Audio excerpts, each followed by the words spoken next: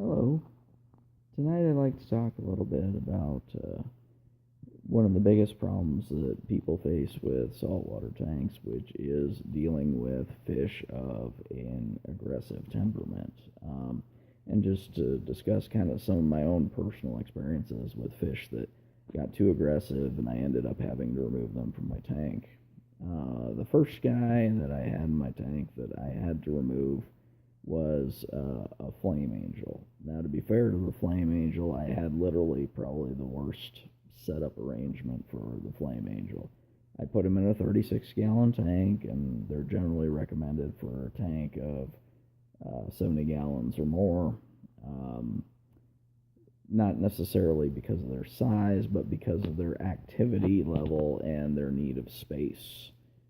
The dwarf angel maxes out at about 4 inches when it's fully grown, but it is kind of, by its design, it is a taller fish. So if your rock structure is not, spaced well enough for him, it is going to cause some problems for you. The other problem, of course, was my stock. I literally had probably the worst stock for adding a flame angel, which was a diamond watchman goby, a scissor-tailed dartfish, a purple firefish, and a green mandarin.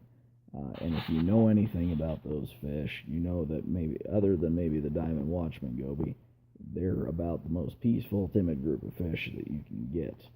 The flame angel immediately targeted my purple firefish and basically kept him pinned in his den, other than, of course, when he wasn't looking, and then the purple firefish would dart out and sneak out and grab food when the flame angel wasn't looking.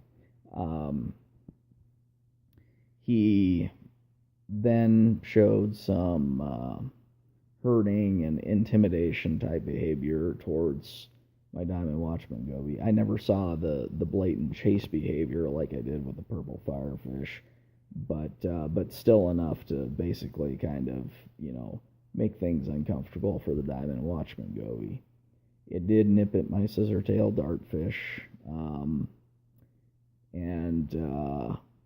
the probably the most interesting interaction I saw was the flame angel did kind of, I don't know if it was trying to, nudge or move it, or, but it would kind of come up and rub up against the mandarin a little bit, but it never bit it never chased it or anything like that. It would just kind of rub up against it, nudge it just a little bit, and then it would move on. But it left the green mandarin alone other than that, and so they seemed to be able to at least somewhat to get along. The final straw for me with the flame angel, though, was when it started nipping at my soft corals. I don't have a lot of corals in my tank, and as you know, if you know anything about corals, you know they're ridiculously expensive. So having a coral eating fish was not an option, and so that was the final straw, so I got rid of it. Realistically, it was better. It was better for the fish in the tank, better for the flame angel, and just better all around for him to be gone. He just was not a good fit for the tank. I would say if you are going to try a flame angel, I would recommend having a larger tank, 70 gallons or larger, and also stocking it with other semi-aggressive fish who can kind of help keep it in check, keep it balanced. Just that way it doesn't develop that intimidation and bullying type behavior that semi-aggressive fish can develop. The next fish that I had in my tank that I had to remove was, surprisingly, a redhead Ceylon fairy wrasse, or solar wrasse. I guess they're also known as a clown wrasse. So anyways, they've got multiple names. It was probably about 3 to 3.5 inches in length when I put it in my tank, so it was a bit of an older fish. It is a generally peaceful demeanor fish, or considered a generally peaceful demeanor fish. And actually it's reported that it tends to be the one getting bullied rather than being the one doing the bullying. The downside, of course, is that once again, it's a fish that's generally recommended for a tank of about, I don't know, somewhere in the neighborhood of about 50 to 70 gallons. It's so for that reason, I think it did not adapt well to the tank because I think it felt cramped, and so it lashed out. It also probably didn't help the fact that the Diamond Watchman Goby was not very kind to him when he first got in the tank. The Diamond Watchman Goby really took some good snaps at the wrasse when he first got in there. Either way, the wrasse after about a week snapped and went after the goby, chased him all over the tank, went after the scissortail. It herded and corralled the purple firefish and basically pinned it in its den and even tried to, attack it back in the den. And then it did a stare down and chase of my mandarin, which is bizarre because the mandarin basically got along with everybody. Even the flame angel it seemed to do okay with. So that was, after it did that with the mandarin, I knew that was it. It had to go. So I had trapped it and removed it.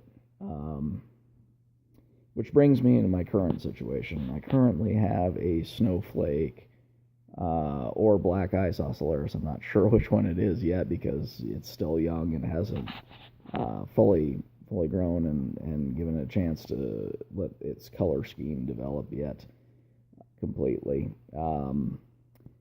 The ocellaris clownfish initially was a territorial butthead. He went after every fish in the tank, and then the wrasse went and put him in check, but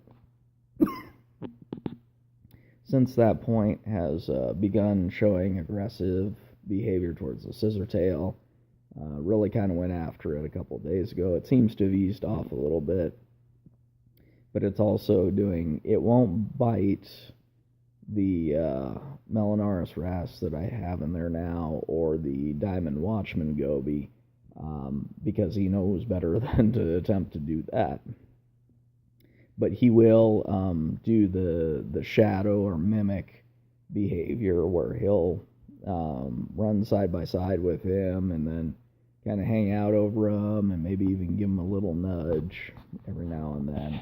Just in general, just being kind of a jerk. So I've tried to catch him, but this guy is tough. For somebody who's as active as he is and all over the tank as he is, he never hides. It's virtually impossible to net him. So I have a fish trap on order, a regular fish trap. I've done homemades before, but this one I think I'm going to have to do a full-fledged fish trap to get rid of him. And then he will not be joining the tank for the upgrade when I go with the bigger tank. As a matter of fact, the only two I'm going to keep are going to be the Diamond Watchman Goby and the wrasse. I'll even pass the scissortail along just because he's not going to work with some of the newer fish I'm going to put in the bigger tank. So, anyways, that's kind of my observation right now, and just some personal observations I have of aggressive fish that I've had to deal with and remove from my tank. Once again, keep in mind the smaller the tank you have, the more issues you're going to have with aggression. Other than a select few breeds, which are pretty much guaranteed to be aggression-free, such as, say, a dartfish or one of the peaceful demeanor or smaller gobies, or maybe even a couple of the smaller blennies.